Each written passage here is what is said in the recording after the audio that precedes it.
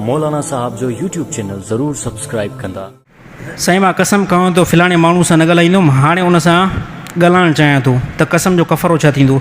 साईं कसम जो कफ़ारो इहो आहे त 10 मिसकीननि खे सुबुह शाम मानी करायो, हे कसम जो कफ़ारो आहे। कंहिं माण्हू कसम कयो न, कसम अलाह जो कसम अॼु खां वठी करे मां पंहिंजे भाउ सां न ॻाल्हाईंदुमि, थींदो आहे न साईं।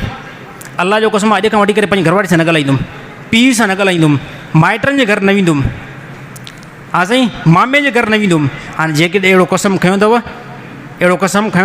इन कसम खे टोड़े छॾियो, छाजे करे सुलह रमी जो अलाह ताला हुकुम ॾिनो आहे। अलाह ताला छा हुकुम ॾिनो आहे? सुलह रमी जो। हाणे इन कसम जो कफ़ारो तव्हांजे मथां लाज़िम थींदो।